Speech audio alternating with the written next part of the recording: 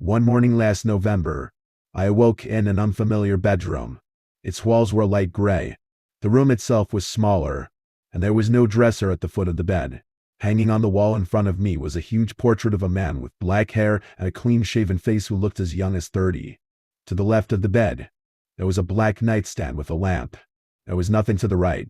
The blinds on the window were up, and all I could see from the bed were the tips of trees.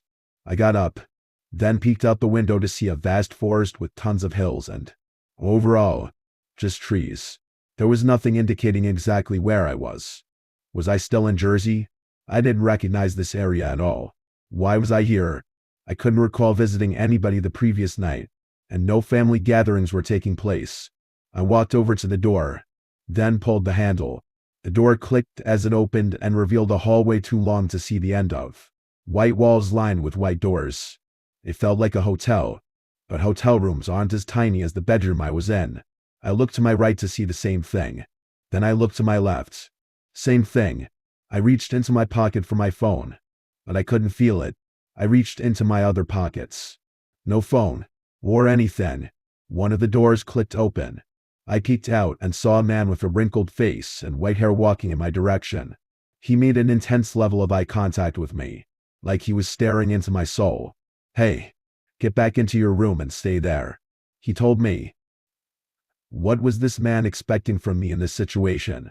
I had to ask. "Where am I?" "Just stay in your room." "I don't know where I am." "Can you tell me?" "You're in your room." What kind of ass was he? The man walked over to me, gesturing for me to get back into the room. I backed in. Then the man shut the door. I was kidnapped by someone, or some group of people. I'm not sure how. I'm not even sure how I didn't wake up during said kidnapping. What did they do to me? I checked everything I could for evidence, but found nothing. I had to find out where I was and why, and how. It had to have been hours, sitting on the edge of the bed, pacing around by the door, wondering what was about to happen to me. My hands were cold and shaky. I wanted to take my mind off of this by thinking about stuff that interested me, but I couldn't do such for long without anxious thoughts distracting me. As the sun set, that creepy man came back in with my phone in his left hand. He tossed it onto the bed, then shut the door without saying a word. I grabbed the phone, then started it up. Now, the first thing on my mind was to call the police. Did they not know I did that? Well, of course they did, as the phone and stats scratched each time I attempted to get them open. I tapped Google. It opened. It gave me an error page. I'm unsure as to why they even gave me my phone back in the first place. Whatever. I laid back down, and eventually fell asleep. I woke up sometime in the middle of the night to a hum coming from somewhere outside. I got up from my bed, then took a peek through the blinds. A bright white orb flew by. It was followed by a red orb at a higher altitude, then a yellow one, then another white one. I took my phone out, hoping I could record the things, but as I filmed, no more flew by. The humming stopped, leaving a dead silence. I stopped recording, then played the video back. I got the humming. At least, the next morning, I had just woken up when the man walked in and told me to come with him. I looked at him with heavy, half-open eyes. I just woke up. The man walked over and slapped me across the forehead, then took my hand and pulled me off the bed. My heart sank. Great. What was I expecting? What the hell did he want? I guess I must follow him. I followed the man through the long hallway. I'm not kidding. It took a minute to get to a point where I could make out the end of it. After some more walking, we reached to double doors guarded by the men in dark tactical gear. They opened up the doors for us. The room I stepped into was huge, filled with people sitting around tables. Pictures of more unknown people, young and old, lined the walls. As I stepped in, everyone went silent and glanced at me. In no time, these glances turned into penetrating stares. I looked at the stage in front of me. It was adorned by a magenta carpet. Those damn staring eyes, though. Chills ran down my spine as I climbed up the steps. The man walked up to the microphone while I stepped to his left. As I stopped beside him, I looked at the crowd. The silence. It was off. Why was I so important? Why did I need to be here? I don't want to be here. The man took the mic, then began speaking in a language I didn't recognize. It sounded like a mix of languages I did know, Korean, French, and some English too. It was like I could both understand and not understand the words. Whatever he said, it broke the silence in the crowd, because they all applauded and cheered. The man spoke again for a minute. Then the lights dimmed. The man leaned in and whispered into my ear. In English, "Turn and look. Lay down so you can be strapped." I turned to see the black, metal tables. On the leftmost table was a set of 3 belt straps. On the rightmost was a white bowl. The man walked me over to the leftmost table. I laid down in the spot I was instructed to, and the man strapped me in. One strap went over my legs, the second over my hips, and the third over my chest. The straps were tight to the point of discomfort. But that wasn't the worst part. The man walked over to the table adjacent to mine, picked up the round white helmet, then placed it on his head. He then grabbed a small white remote, then laid on his back across the table. He lifted his head. Then mine followed suit. At first, I thought it was an odd twitch. Then he laid his head back down, and mine followed. He repeatedly moved his head up and down. Mine followed each time. He had complete control over me. How was he doing this? Since when have we had that kind of technology? There wasn't even a helmet on my head. The crowd applauded. Was this the first time they were seeing this? The man got off the table, my body matching his movements, and stood on his feet. It felt so weird. Not even like I was twitching. I was just moving along with zero control over myself. The audience continued their applause and cheer. It may have not seemed so bad in theory, but what happened next is what freaked me out. The man spoke his language again. Then 2 girls about the same height as me, one brunette and the other blonde, rolled a square glassed tank of water in front of me. They both looked into my eyes, smiling. The man took 3 steps forward, including one big one that had me dipping into the water. I was sat down in the water. In seconds, I felt a burning on my skin. It got intense. I tried to do so much as flinch. I wanted out of it, but I couldn't move at all. Not even a pinky. The burning became hell, like 100 knives piercing the area below my chest. I became lightheaded. Both girls put their hands on my head, then pushed it forward into the water. Pain hit every bit of my face. The girls let go. Then my head jolted back up. Eventually, I lost consciousness. I woke up in that bed again in the middle of the night. It took a couple seconds, but I recalled the excruciating pain from I wasn't sure how much time earlier. Then my stomach sank. Hopefully, I wasn't going to go through that shit ever again. I had to get out of this place before something like it did. I got up, bones aching, hopping off my bed and gunning for the door with all the might I had left. The handle wouldn't budge. I went over to the window, unlocked the thing, and pushed it up. There was a net, so I clawed at it. It only took me a moment to put a hole in it. I tore the net up until there was a big enough hole for me to climb through. I poked my head out. It was too dark to see anything, and I started climbing out. Then I recalled how high up I was. I was above the trees. I could die if I jumped. My stomach sank further. How the hell was I going to get out of this place? Then I heard a male voice coming from the next window to my right. Someone tried that and died. I shook. What, who are you? I woke up here and have no idea why. He said, you too? Do you understand what those people out there are saying? I asked. No, it's gibberish to me. He said, have you had a poem eating them? And put on a table A and controlled by one of them? I asked. Nick sighed. Yes. I've never fainted from searing pain before. Do you know where we are? I asked. No, he said. One of my friends claimed he knew, but couldn't find the words to explain it. All his words came out muffled. Where is he now? I asked. He's the somebody who jumped from his window. He said, it's just been a strange day or two. I said, maybe it's all done now and I'll be let back home. I've been here for weeks. He said, my heart drops. What? I'm sorry. I'm not getting out of here. He said, what's your name? I asked. Nick. He said, you? Cole? I said, I probably won't be able to sleep now. As if I could a minute ago. The next morning, my mind was numb. How long was I going to be here? Months? Years? The next day, nothing of note happened. I was in the room all day, given breakfast, lunch, then dinner. The food here tasted great, and I couldn't make out what it was. It resembled food I was familiar with, but didn't quite match, appearance-wise. That night, Nick and I had another discussion at our windows. This time, Nick was hungry for action. We need to get one of their phones and see if they use anything that could tell us where we are. He said, we can get one by strangling one of the dudes in the bathroom. I've never strangled anyone before. I said, you won't need to. Nick said, I'll go in when I hear somebody walk in. Then I'll press the bathroom button. I'll go in, get the dude to open his stall, kick him, then strangle him. Now, anytime I've seen any of these people use a phone, they use the finger scanner instead of punching in a password. I'll use the dude's finger to unlock the phone, record a video of me going through it, and I'll hum to myself. That'll be your cue. Press the bathroom button, and when I hear your door, I'll set the phone down on the dude. I'll walk out, and you can go in and find him in his stall. Record yourself going through his phone. After that, don't worry about the man. Make it look like he had fallen asleep. There's no way we'd convince anyone that they'd just fallen asleep. I said, I don't care if we fail. I just want answers.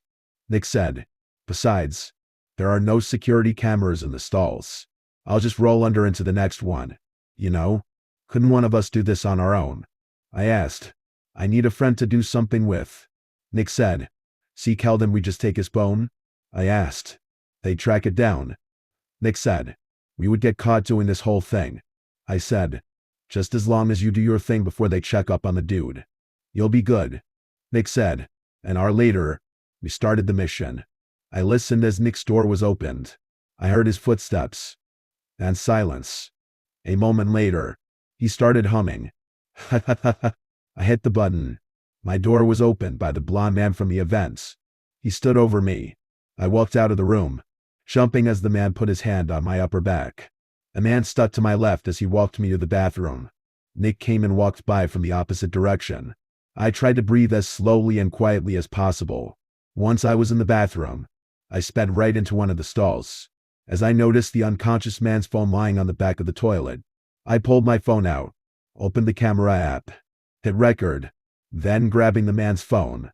I recorded quite a bit, filming myself going through the man's phone. The apps on the phone had 3D graphics of various shapes and symbols. Some logos were animated, bouncy balls, spinning wheels. The names of the apps were symbols as well. Some of them vaguely looked like cursive Roman numerals. I tapped on each of the apps. One of them brought me to a photo sharing app like Instagram, another to what looked like a search engine, but one of the apps on the bottom took me to an aerial view of a wide building on a ridge. I tapped one of the little symbols on the top right. There was a very quick zoom out to what was clearly a map of a world. There were 2 big green blotches around the center and some more green along the bottom, all surrounded by blue. There was a dotted equatorial line along the middle. I couldn't make out any of the continents as any I knew. I closed the app, then continued to go through the others. Eventually, I stopped recording, slid my phone back into my right pocket. Then I had a thought. If I can't take the man's phone as evidence, why not a strand of his hair? I pulled a strand from his head, then stuffed it in my pocket. I placed the man's phone face down on the tiled floor, then sped out of the bathroom. That night, I played the recording for Nick, doing my best to ignore the gusts of chilly night wind hitting my face. He squinted as he watched the recording from his window. I'm just confused and, I said, did that man have a fantasy world map on his phone that this building is a part of? Or was that telepath technology suggesting something else? I don't know. Nan, Nick said, I just hope I can get out of here and go home. I miss the warmth of familiarity. If I do, I'm going to hug my sister and keep learning how to play the guitar. I felt warm hearing that, a warmth I hadn't felt in a while. I just wanted familiarity, as well as my friends, family, town, and soothing music. I wasn't spending another minute here, let alone 3 weeks. Who are the freaks running this place? Where even is this place? What was up with the technology here? Why was I dumped into a tank of searing pain? And the truth would drive me to suicide. I wanted out, and I wanted out alive. But how was I going to do that? I'd probably be tortured if I tried. Speaking of tortured, for a few nights, I called out to Nick from my window, but he didn't answer. He had to have been figured out. He knocked one of those men unconscious. so who knows what they would do to Hen. Once night, he answered to his name being called. I asked him about the past few nights. He told me he didn't want to talk about it. There was a shakiness in his voice when he spoke. 3 weeks into my stay, I was getting used to the routine, wake up wondering why I'm here, eat the breakfast resembling waffles handed to me on a tray, then go into that auditorium to watch high quality videos of people being operated on. These videos were easy for me to stomach, and I started to find the human body a little interesting, despite my confusion as to why I was being shown these videos in the first place. 2 months into my stay, the routine continued. I had to do some more of those stage performances. Those fucking stage performances. That same man with that same helmet put me through everything. I was made to eat 50 insects. Chills ran down my spine when I saw that plate. None of the insects even looked like they were from Earth. Some were long like centipedes, but larger than normal and had a series of mini spikes up and down their backs. Some of the insects were round and looked blurry, while others were brown and shaped like stars. I shivered right down to my soul each bite, each swallow. Hey, I wasn't in pain, although I wanted to learn how to willfully slip into unconsciousness. I felt like puking when the abnormal centipede went into my mouth. I teared up as its spikes grazes into my gums. Then, as I swallowed it, I shuddered harder than ever. I did my best to move even a tiny bit, but no amount of fear broke the mind control. I also noticed, over time, my phone's clock became more inaccurate to the time of day, at first by an hour, then by 2, and so on. I didn't care to change it, though. It was the least of my worries.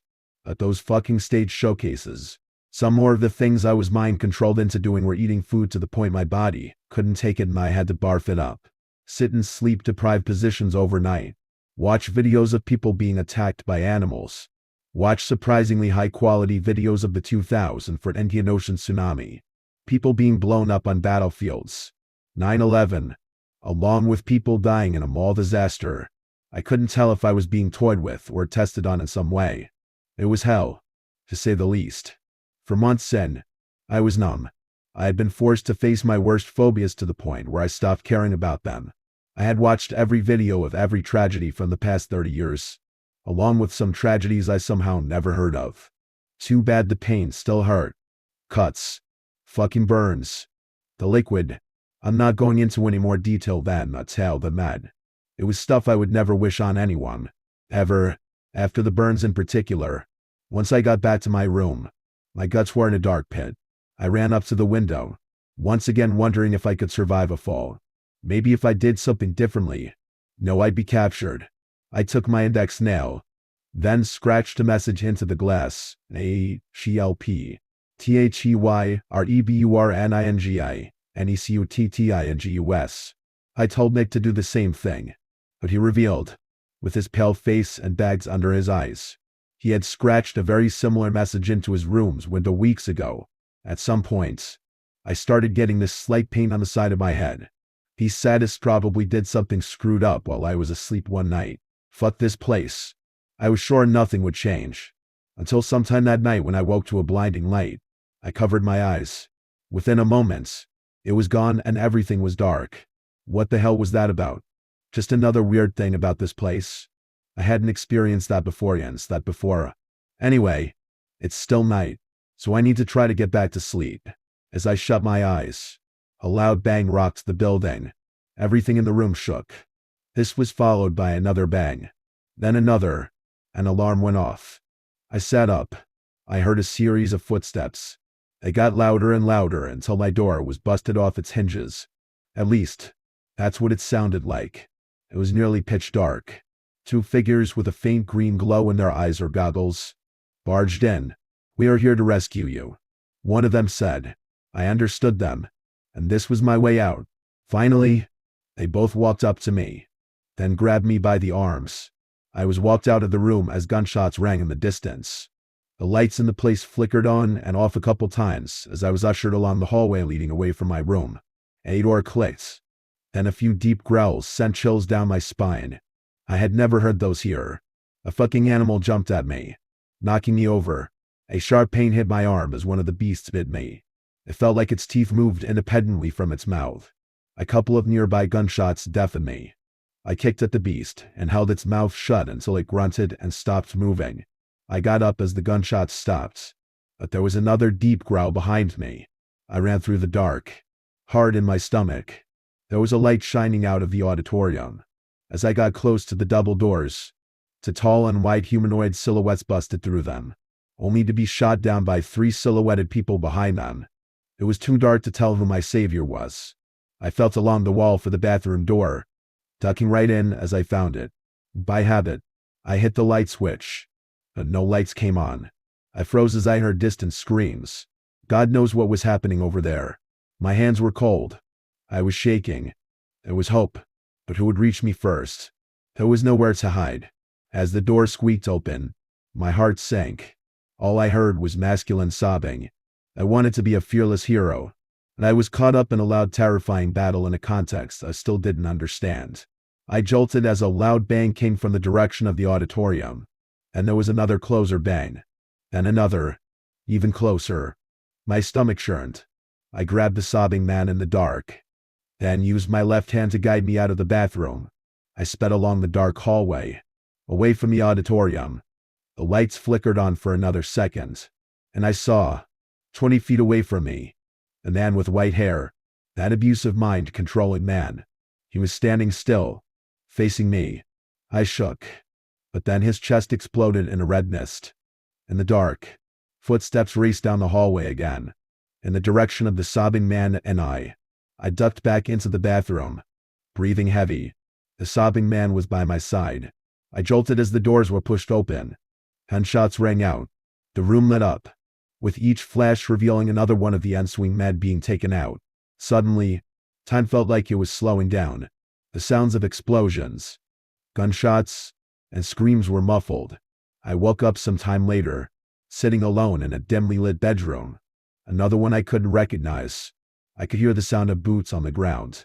They were getting louder and louder. I crawled under the bed, then listened as the boots got louder, then stopped. My breaths were heavier than ever. Something in, just take me out of this nightmare. A bright white light blinded me. Within seconds, I lost consciousness. Sometime later, I woke up lying back against a chair in a hospital's waiting room. Some others were there with me, although I couldn't recognize them. The air had its normal smell again. I noticed the TV was playing CNN. Finally, some familiarity. I checked my upper arm. It was bruised, but stitched up. A few moments of sitting go by before a doctor calls my name. I'm brought into a small room with a table in the center.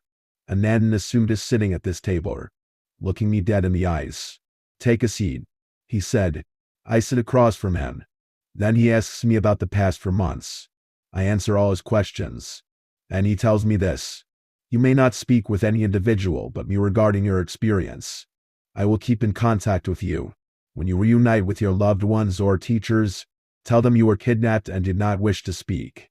As I left the hospital, I reached into that pocket, pulled out the hair I picked off of that bathroom man's head. I stuffed it back in, hoping I could use it to prove something someday. Once I got home, my mom hugged me tight, tears running down her face. I unlocked my phone to several messages from friends. I was relieved, ecstatic to be around people I loved, people who wouldn't hurt me. Nick was good. Don't get me wrong. I hope to life he's okay and makes it out of that place alive. He recommended a singer named B.A. Badawobi to me. I feel the need to listen to her as a way to remember him. He had a habit of humming to himself. At times, I could hear it from the room I was in. I hummed the melodies into Google's Hum to search feature and was able to get the titles and artists of some of them. B.A. Badawobi, Fog Lake, Noah Kahan. I've got some listening to do. One other thing I'm curious about is how Nick and I got away with speaking to each other from our windows. I still really don't know what to make of the whole thing. I'm running with the belief they were running tests on us, which would explain the torture they put us through. But why did they need to test on us? After a night of barely being able to sleep, I returned to school. I returned to my friends, my teachers, my 12th grade classes. Although the unfamiliar setting scared me at first, I've realized it wasn't the setting I needed to worry about. It was the people in it. I want to find out where I was for those months. I want to know why the world map was so off. Was I really taken to another world? I don't want to become a conspiracy theorist and believe such a thing. But where was I? There were good people in that unfamiliar setting too. Of course. And at least it was over. Well, I thought it was. At lunch, just hours later, I was walking to the washroom when my classmate, Emily Rodriguez, a girl about my height with black hair and glasses, who's barely ever spoken to me, was about to pass me by from the opposite direction when she looked into my eyes and smiled. Hey, Cole. Hopefully Nick found his way out of that building you were trapped in for 4 months. At least I know that I know more about you than you'll ever know.